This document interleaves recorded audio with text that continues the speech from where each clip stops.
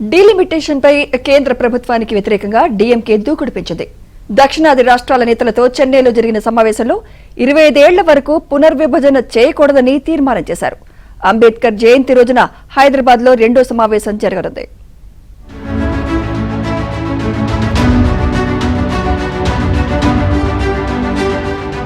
లోక్సభ నియోజకవర్గాల పునర్విభజనలో దక్షిణాది రాష్ట్రాలకు అన్యాయం జరగనుందన్న విషయమై డీఎంకే ఆధ్వర్యంలో అఖిలపక్ష సమావేశం నిర్వహించారు. చెన్నై వేదికగా తమిళనాడు సీఎం స్టాలిన్ నేతృత్వంలో ఏర్పాటు చేసిన ఈ సదస్సుకు పలు రాష్ట్రాల ముఖ్యమంత్రులు, విపక్ష నేతలు హాజరయ్యారు. తెలంగాణ నుంచి సీఎం రేవంత్ రెడ్డి, పీసీసీ అధ్యక్షుడు Mahesh Kumar Goud, BRS working president KTR హాజరు కాగా, Punjab CM Bhagwant Mann Singh, Kerala CM Pinarayi Vijayan, Karnataka deputy CM DK Shivakumar హాజరయ్యారు.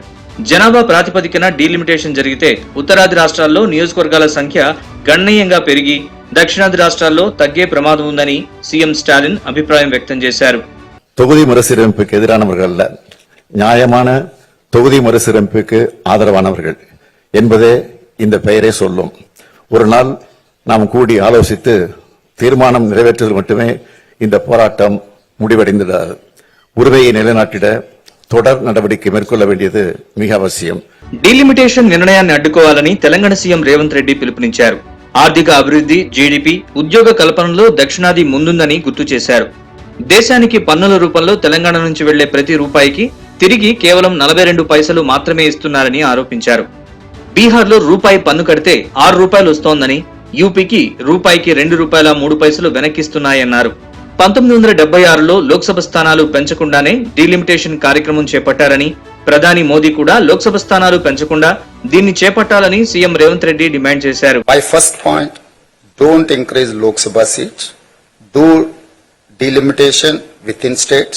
In 1976, Prime Minister Srimati Indira Gandhi did delimitation without increasing any seats because it will create imbalance of political power between states. In 2001, NDA government led by Mr. Atal Bihari Vajpayee also did delimitation in states without any increasing seats. PM Narendra Modi must also do the same. Don't increase Lok Sabha seat numbers. My second point is that South will not accept population-based delimitation. దేశాభివృద్ధి కోసం పనిచేస్తున్న దక్షిణాదికి నష్టం జరుగుతోందని BRS working president KTR ఆరోపించారు. నిధుల కేటాయింపుల్లో తీవ్ర అన్యాయం జరుగుతోందన్నారు. వివక్ష కొనసాగించేందుకు కేంద్రం డీలిమిటేషన్ అంటుందని మండిపడ్డారు. బీజేపీ యొక్క వైఖరి మొదటి నుంచి కూడా అందరికీ తెలుసు. 11 ఏళ్ల కిందట ఉమ్మడి ఆంధ్రప్రదేశ్ పునర్విభజన చట్టంలో స్పష్టంగా చెప్పారు, ఆంధ్రాలో తెలంగాణలో సీట్లు పెంచాలి అని చట్టంలోనే పెట్టారు. భారత పార్లమెంట్ ఆమోదించింది. భారత పార్లమెంట్ ఆమోదించినా బీజేపీ ఆమోదించలేదు కాబట్టి ఇవాళ ఆంధ్రాలో తెలంగాణలో అసెంబ్లీ సీట్లు పెంచలేదు. మా ప్రశ్నల్లో అదే, ఎక్కడైతే బీజేపీకి సూట్ అవుతుందో అక్కడ చేసుకున్నారు. అస్సాంలో పెంచుకున్నారు, జమ్మూ అండ్ కాశ్మీర్లో పెంచుకున్నారు, కానీ తెలంగాణలో, ఆంధ్రలో పెంచలేదు. అట్లాగే రేపు కూడా మళ్ళీ తెలంగాణ, ఆంధ్ర, అదేవిధంగా దక్షిణ భారతదేశ ప్రజలందరికీ అన్యాయం చేస్తారు అనే ఒక అపనమ్మకం, ఒక అవిశ్వాసం బీజేపీ మీద ఉంది. కాబట్టి సమిష్టిగా ఆలోచన చేస్తే మంచిదని స్టాలిన్ గారు అనుకోవడం, పిలవడం, దానికోసం యోచన. ఇదిలా ఉంటే పునర్విభజనకు వ్యతిరేకంగా తెలంగాణలో సమావేశం పెట్టాలని సీఎం రేవంత్ రెడ్డి ప్రతిపాదించారు.